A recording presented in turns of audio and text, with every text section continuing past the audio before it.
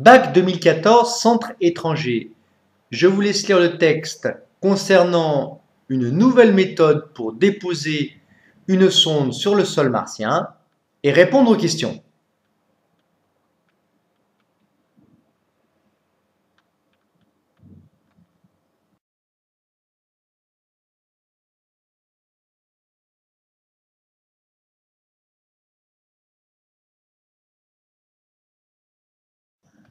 Nous allons, dans cette première question, nous intéresser à la descente autopropulsée.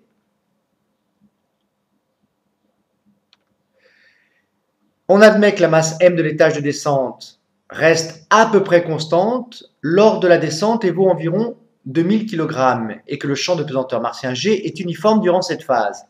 Établir l'expression du travail du poids P de l'étage de descente lors de son déplacement du point A au point B en fonction de M, G, AB et de l'angle PAB noté θ. Que vaut le travail du poids P de cet étage de descente du point A jusqu'au point B? J'ai dessiné ici le poids P, j'ai dessiné ici AB qui est le vecteur déplacement. Le travail du poids P est égal, comme toute force, à cette force scalaire de vecteur déplacement.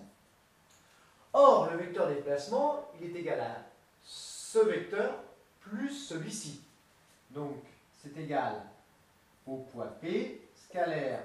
Ce vecteur, c'est ZB moins ZA, ZB moins ZEA. Ça, c'est des petits rappels ici de mécanique. ZB moins ZA fois le vecteur J, vecteur unitaire, plus quoi? Eh bien, plus XB moins XA, plus XB moins XA, fois le vecteur I. Le vecteur poids P, il a une seule coordonnée non nulle, eh bien, c'est sa coordonnée sur l'axe OZ. Cette coordonnée est négative car le poids P est dans le sens opposé à J.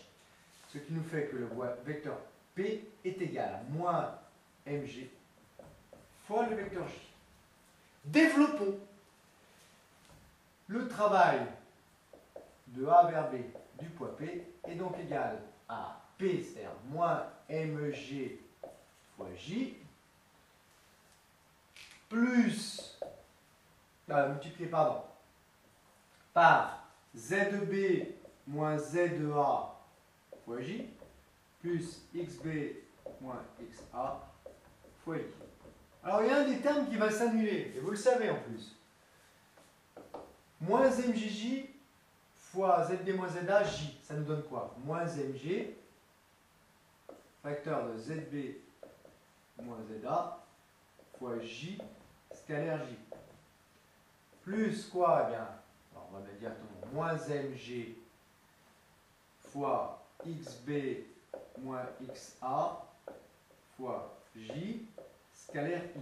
Or, vous savez que J scalaire J, c'est égal à 1, parce que J scalaire J, c'est égal à norme de J, plus fois norme de J, 1 fois 1, fois cosinus entre J et J. L'angle entre J et J est égal à 0. Cosinus de 0, ça fait bien 1. Tout ça, c'est égal à 1. Par contre, J scalaire I, c'est égal à quoi? Norme de J, 1 fois norme de I, 1 fois cosinus entre J et I. La cosinus entre J et I vaut quoi? 0, car l'angle entre J et I vaut 90 degrés. Cosinus de 90, ça vaut 0. Donc, qu'est-ce qui s'annule? Ce terme-là. Il nous reste donc pour le travail du poids P, eh bien, moins mg, facteur de ZB moins ZA, ou ce qui revient au même, mg, facteur de ZA moins ZB. Alors, cette formule, vous la connaissez, hein, le travail du poids P, c'est toujours mg, le poids, fois l'altitude initiale moins l'altitude finale. Vous auriez pu directement écrire ceci. Ce travail du poids P est bien plus grand que 0, car ZA est plus grand que ZB. C'est normal. Au cours de la descente, le poids P, qu'est-ce qu'il fait? Eh bien, il aide à la descente. Donc, il s'agit d'un travail moteur, et un travail moteur est toujours positif.